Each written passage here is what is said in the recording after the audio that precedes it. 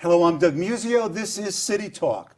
The proposed West Side Stadium for the New York Jets has been called either, quote, a glittering new playground for the rich on the banks of the Hudson, or, quote, a revolutionary facility, a first-class sports facility in the world's greatest city. The West Side Stadium, along with the proposed arena for the Nets in Brooklyn and new homes for the Yankees and Mets, are part of a stadium mania sweeping the city.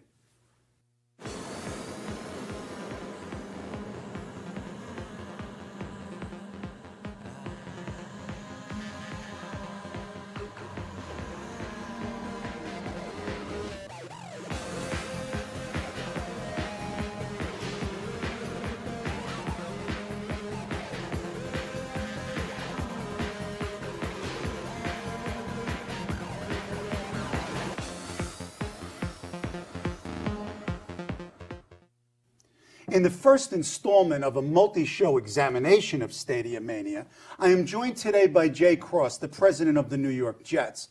Before joining the Jets in 2000, Mr. Cross was the NBA's Miami Heat's president of business operations and the driving force behind the American Airlines Arena. In addition to developing the stadium, Mr. Cross oversees the Jets' marketing, financing, sponsorships, community relations, and internet and broadcast opportunities. Welcome, Jay. Thanks for having me, Doug.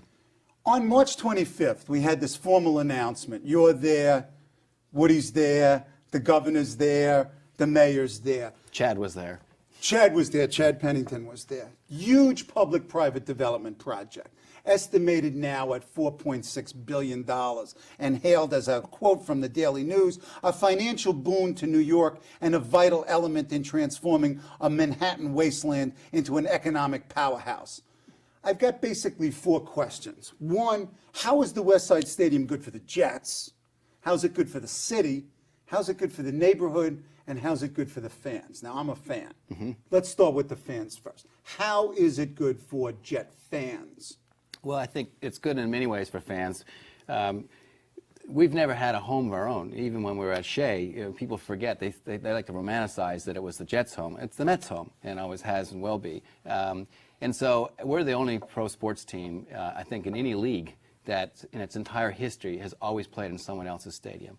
And it's a psychic thing to say, but it's not insignificant in the world of sports. You have to have a home field, whether you're a high school or a college team or a pro team. So to not have a home field is both important to the players, the coaches, and the fans. And I think our fans, have rightfully a kind of a chip in their shoulder of constantly having to walk into someone else's building on game day and pretend it's their field. And I think they do a great job of it. But I think, on the other hand, it's got to the point where something's got to give. We've been around for 40 years. We're a legitimate first-class team, and we deserve to be competitive both on and off the field. Is this really coming from the fans, though? As I told you, I'm a season's ticket for the Giants forever. The facility for the Jets is the same facility for the Giants, and it doesn't seem that this is a big issue with Jet fans. In fact, a lot of the Jet fans in Long Island and Jersey see this Manhattan Stadium as a potential problem. Getting to it. Well, before we come to that, let's talk about the issue with Giant Stadium.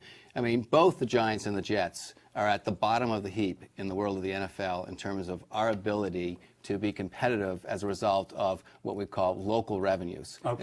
And stadiums, progressively in the last 10 years or so, have become major components of your revenue stream. You got national television money, you got sponsorship money, you have tickets, and then you have suites, club seats, concessions. All the revenues are associated with the stadium. So the real estate has become an important attribute of any pro team. Name the league. Real estate is an important attribute of your revenue line. We're at the bottom, number 32 of 32 teams. Now, we all play with the same salary cap. And yet we're not playing with the same revenue sources. So we've got to be competitive amongst our competitive teams, as do the Giants. So we pay a lot of rent in New Jersey. In fact, we pay more than the Giants do. We get a very small cut of the revenues generated by the building. And so we're at a significant competitive disadvantage. It costs us money every year to play at Giant Stadium. Most teams are making money out of the stadium to help pay for their athletes. Ours costs us money. Okay. So let's move from the fan to Jets as corporation, as business enterprise.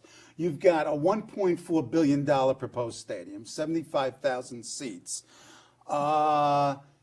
Expensive compared to other NFL stadia. I guess the Lincoln Field in Philadelphia is the most recent stadium opened, and that was about $500 million.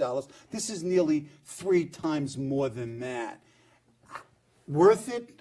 You guys are putting up $800 million. Right. City and state, $300 million each. What are you getting for your $800 million?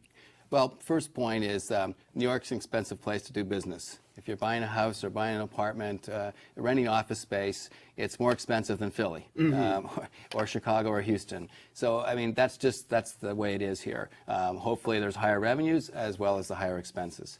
So from a business model point of view, we can't change what New York is. The second point, which I think is an important one, it's not a $1.4 billion stadium. It's an $800 million stadium and, if you will, a $600 million convention center. It's called the Sports and Convention Center for a reason. It's 2 buildings in one. That adds a lot of complications to the building. It adds a retractable roof. It adds all kind of special requirements for conventions, meeting rooms, power grids, removable turf, et cetera, et cetera, et cetera.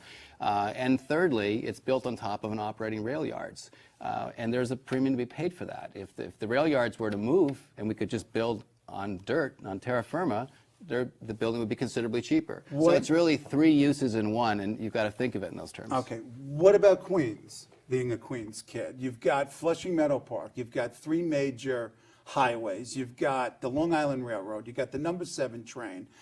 You don't have to build on top of rail yards. Wouldn't it be cheaper? I'm not saying it's the best economics, I'm just saying, wouldn't it be cheaper to build the stadium there? Wouldn't it be more accessible to the fans there?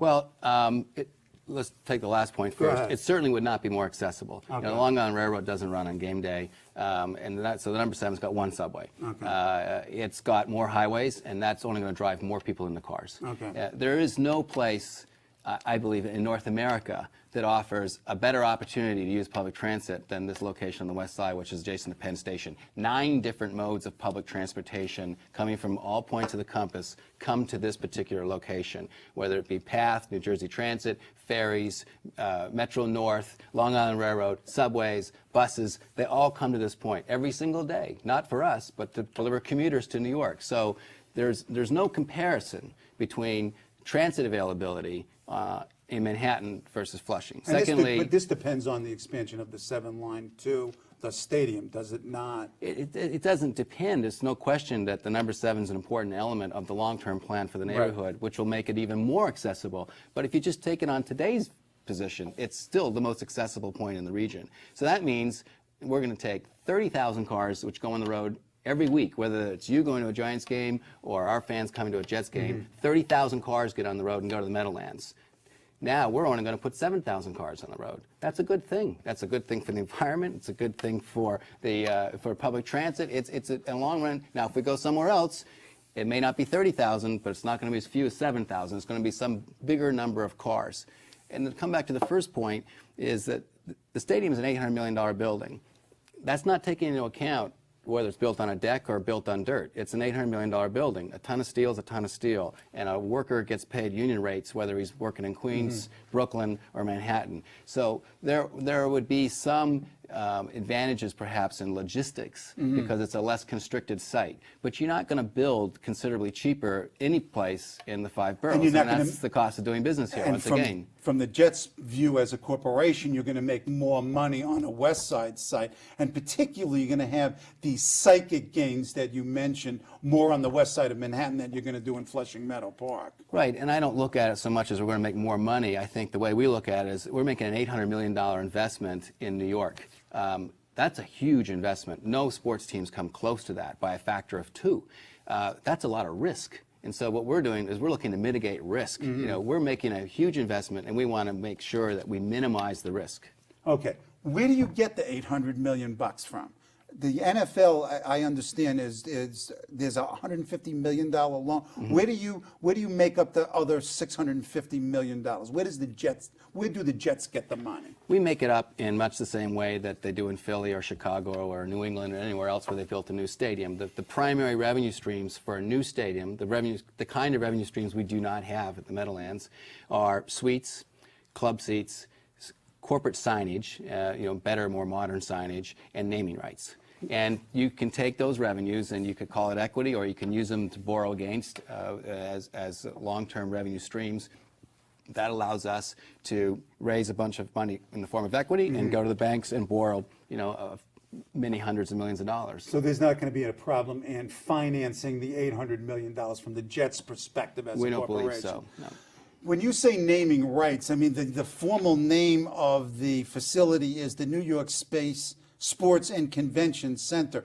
People aren't going to say, let's go to the con. You got to change the name. You got to sell it to somebody. Well, even if we didn't sell it to somebody, I agree we have to change the name. But it was the best handle we could come up with, because we thought it was really important to emphasize it's in New York, and it's equally important to emphasize it's not just a football stadium. It's got a convention center component, which is by far the most dominant use of the building. That's what's going to occupy the building 100, 150 days of the year. That's what generates 75, 80% of the economic impact that inures to the city and the state government through increased taxes. That's the magic of the site. Okay, let's talk about that. You've got 10 games a year. You've got 8 regular season games and 2 preseason games and for the Jets. Hopefully 2 home playoff games. And then 2 home playoff games, please. And then maybe once a third every if there's 6 years, a Super Bowl. Okay, right. so we'll grant the possibility of what? 13 games. Exactly. What other uses are there, and what's the nature of the economic relationship? I mean, clearly, this retractable roof that the city and state are footing the bill for is part of not only the stadium as a sporting venue, but as a convention center addition, another, 200,000 square feet? Now, you guys, the Jets, would own that, unlike Javits, which in fact is owned by the public in some way. So what do you do? How do you sell that space? What brings in revenue to the Jets as a corporation? Well, we don't exactly own it. I mean, Okay, we're on a long-term lease to the MTA, and so all the improvements that we build on the site ultimately inure to the benefit of the state through the MTA. Okay, go ahead. So we're kind of the major tenant, if you will, for a long time. The way in which we envision it working, and the protocol of working with Javits still has to be negotiated, but we would anticipate that we would have an operating board, if you will, which consists of both us and Javits, and that establishes rental rates for convention purposes. There would be lots of rights of first refusal on Javits if they want to book the space, let's say, to work in concert with the auto show. But there are going to be an awful lot. In fact, the majority of events that we book are not necessarily going to be Javits events. Javits, in its expanded mode, and even in its condition today, is going for the big shows, the biggest shows they can get in the building. The more they make the building bigger, the more they're going to go for big shows. What we're missing in this city is we have nothing for the small to medium-sized shows. It's the Show Piers or it's the Park Avenue Armory. Now, in Chicago, everyone thinks McCormick, but they've also got Rosemount, and they've also got Navy Pier, and they've got 3 state-of-the-art facilities for small, medium, and large shows. So our role really is not so much to augment the Javits, although we will do that, but to replace the Coliseum. And there was a period of time where the Coliseum operated nicely with Javits. And they both had their place in the market. And now you have a convention corridor, in Exactly. fact. Okay. When do you move in? Assuming that the obstacles, which I want to get to shortly, are overcome, when do you move in? When do you break ground? When do you move in? Now, your lease runs through 2008 in the Meadowlands? Go ahead. Ideally, we'd like to break ground by spring of '05. As Wow. you know, the Olympic decisions made in the summer of '05, and the city and the state and us, for our part, want to give New York's Olympic bid its absolute best chance. And the way in which to try and do that is to show the IOC that this is not an if maybe, this is a for real. We're committed to this. But this isn't central to certainly not to Not to your the Jets, purposes. not to the Jets. And perhaps not even to the city. We'll talk to the city about that. But by coincidence, we kind of have to start construction then anyway in order for us to be ready for the '09 football season. Okay. So the opening would be the '09 football season. We would hope to have a Super Bowl in 2010 or 2011, and ideally host the Olympics in 2012. What is this new stadium like? Are there any innovative design features? Is it comparable to anything? What will be different between that stadium and the stadium that I sit in the Meadowlands? Wow. It's going to be different in almost every conceivable way. First of all, I think that New York demands a new benchmark. So it's simply not good enough for us to go out and replicate what's been done in other cities and to put it into New York. I don't think that New Yorkers expect that. This ideally will become one of the icons of the sporting world, and so we've got to rise to the challenge, rather.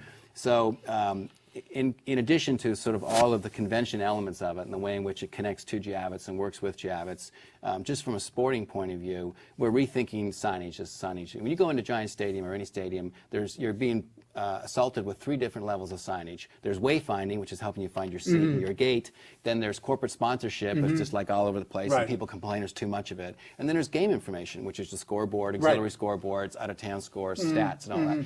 The 3 lines of communication are never really integrated, and so we've retained what we think is one of the most innovative signage consultants in the world, and we're saying deconstruct it and reconstruct it. We want a new paradigm as how people walk into this building, how the building addresses them, and so that it's kind of seamless. And at the same time, we want to bring the bowl back to sort of the old pure way. We want the bowl to be clean. We're really trying to bring it back to like old Soldier Field in a way, but at the same time, try to recreate the intimacy of Giant Stadium, which is, by the way, the most intimate stadium in the NFL. Has great sight lines. It's a great place to watch. We're really trying to replicate what are the really positive aspects of that bowl. Then when you come to the club level, typically when you get to the club level of most stadiums, you sort of feel like you're in your local Marriott hotel. Not this stadium. We're talking to all the leading restaurateurs in New York, who you'd be amazed how many of them are avid Jets fans. And our idea is to bring them into the building. And so if you're an out-of-towner coming to a game or you're a local coming to a game, you're going to have a club level experience, which is really replicating New York. So it's going to have big names, not chain restaurants, the guys that people travel out of their way to come to and eat with in New York. Suites, field level suites behind the bench, never been done before. The ultimate in accessibility. Terrace suites, which if you've been in Giant Stadium, the ones that replace the press box. Best suites in football. We're taking that to the next level. They blocked off view of the big scoreboard. So. Right, but we're not going to. Oh, okay. We're going to take the best part of that. It's not your problem. I'm not blaming you. And on we personal. go. But and then architecturally, the building's going to be very significant with a lot of other uses in the building that are day-to-day uses, not just football uses. When you talk about these boxes, though, I'm a blue-collar kid from Queens. Are the blue-collar Jet fans, and there are a lot of blue-collar Jet fans, are they going to be able to price into a stadium that gives them these amenities, high-quality restaurants, et cetera? Or are you going to have this socioeconomic divide, and you've got the rich corporations dominating the seating in the stadium? The short answer is no. Okay. Long question. We've been sold out for a long, long time, and we hope to continue to be sold out for a long time in the future. So all our current fans, we want to come to the new building. And we're not going to try and economically move them to a place where they don't want to go. Now, there are a lot of our fans who would love to take a great suite or get a club seat. And so we're going to have to make sure we got the right mix. But for those that do not want a premium seat experience, what I call the general admission tickets, hopefully they're going to be paying roughly the same amount of money in today's dollars as they are paying today, but there'll be some normal escalation over a period of time. But basically, economically, it's going to be a seamless transition, and they're going to be in their own building with amenities like you read about, and they're going to be excited about that. Okay. Let's go to the city, and I know you can't really talk for the city, but in fact, your working relationship has been extraordinarily close with the city, particularly Dan Doctorow, the deputy mayor. Why should the city and the state put up $600 million for basically the retractable roof and the platform on which the stadium is based? What does the city get out of this? Well, first of all, the city and the state will get over $75 million a year in increased sales taxes, income taxes, hotel taxes, the taxes that come from consumption. If you just take, and some, the economists say, well, you're just moving money around. That's not true. Right now, we have a season ticket holder base that pays New Jersey sales tax, and that's at a 6% rate. You move that New Jersey sales tax to New York at New York rates, and that is newfound incremental money coming into New York State. Income taxes on Players' income tax salaries on and player coaches. salaries too, and then what they spend in the building, and what they spend, and on and on. So it becomes a very significant amount of money. So that basically the city and the state are making an investment in a project that's going to pay back more than their investment. So they're going to put up the debt service associated with $600 million, Right. and they're going to get back billions of dollars of value. So you're saying that the $75 million in taxes is a net over the debt service? No, Or that's gross, That's and we have gross, to but the debt service will be under 40. So they're gonna put up 40 a year, Okay. and they're gonna get 75 back. So you're That's saying a pretty good deal. we make 30, the city would make 30, at the minimum 35 million a year City and over state, it city and together. state. Yeah. Okay. And that's, by the way, that's exactly what's happening at the Javits Center today. The Javits Center is generating about $90 million a year in taxes, and it costs $40 million a year in debt service. That's a good deal. That's why people want to expand the Javits Center. That's economic development. Whether you're talking sports, conventions, hotels, airports, economic development is, you got to believe in it, but if you do, it's a good policy. Let's talk about that. I'm familiar with the literature, particularly Andy Zimbalist's work on sports, jobs, and taxes. Most of the studies, including the Regional Plan Association study, which I know you're familiar with, and I will talk about a bit later, seems to suggest that the positive impacts that are trumpeted for new stadia and arenas, the construction jobs, the permanent jobs, both the direct and indirect economic spin-offs, and the tax revenues tend to be ephemeral, if at all, and they sort of disappear, and the public often gets stuck with this facility or some funding of the facility. Respond. Well, first of all, particularly Andy Zimbalist's work, which I think is highly suspect since he's now working for the Brooklyn Nets. But he's basically a baseball guy. So he starts with an operating premise. One, it's a baseball stadium. Two, it's 100% publicly paid for. Okay, so he's looking at the Camden Yards model or some of the other earlier models. That's 10 years ago. That's just not happening anymore. So you're saying it's not germane. For him to say, for instance, that the new Pac-Bell Stadium in San Francisco is ephemeral is a joke. I mean, come on. Anybody who's been there knows it's sold out, it's a great building, it was privately paid for, and it's making a major contribution to the South of the Market area and downtown San Francisco. So you don't buy it at all? So in our case, first of all, it's New York. You can't just sort of say, well, what happened in Baltimore or Cincinnati applies to New York. Second of all, it's not baseball, it's football. And as a result of being football, it's got another use, namely the convention use. Okay. You ask Andy what he knows about the convention business, he'll be the first to admit, I don't know anything about the convention business. So the whole point here is that it's a unique project to New York. It's tailored for New York. It's privately paid for. $800 million is more than any football stadium ever cost. So you're not putting $600 million into a football stadium, you're putting $600 million into a convention center. If you were going to build a deck over the yards and put a public park on top, it would still cost $400 million. Right. As long as the Long Island Railroad wants to stay there, and as long as the city doesn't want an open pit, somebody has to come up with the money for the deck. Okay. So that's not our business. You're not putting money into our business when you put money into infrastructure. Okay. How does the city, or how do the city and state get the money? I asked you earlier, how do the Jets get the money? Mm-hmm. Where does the city and state get the $300 million each, particularly given critics' charges that, given budgetary shortfalls in a whole variety of areas, does it make public policy sense to invest $300 million or $600 million in toto? How does the city and state fund this?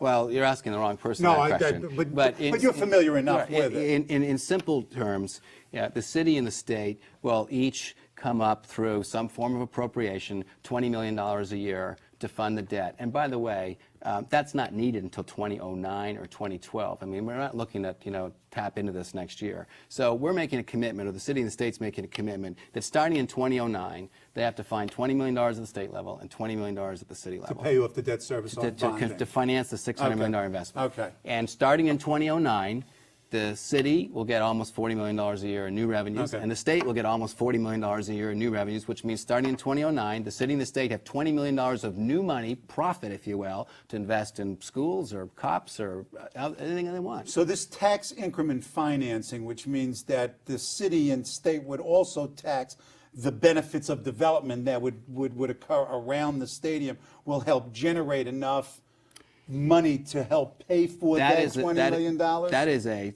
separate transaction. That the tax increment financing model is being used to fund the number 7 subway. It's not. That is not the financing transaction that's being contemplated for the Sports and Convention Center. Thank you.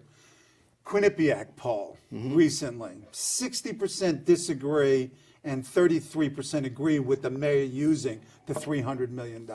They don't even want it if a majority don't even want it if they built with no tax money. But they're in favor of the Nets. Why are New Yorkers, registered New York voters, opposed to this new Jet Stadium?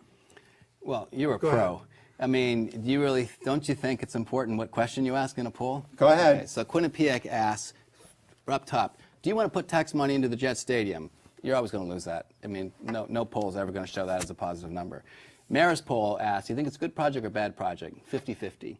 Our poll says, if you could be convinced that for a $40 million a year debt service payment, there's $75 million of economic impact, you think it's a good project, and we get 70% support. So it's a question of, how you ask the question, what the question is, what the facts are, and whether or not people believe what your sort of point of view. Oh. So, and you ask the same question, do people want the Olympics? Yes, they do want the Olympics. Well, we're a pretty essential part of the Olympic bid. It's not like a smorgasbord or some sort of multiple choice exam. But there's a coherent policy. Yeah, you have to, but it has to hang together, has to make sense. It has to be economically responsible. It has to be planning-wise responsible. And I think it's all those things. But you're not going to get that in a quick Quinnipiac poll.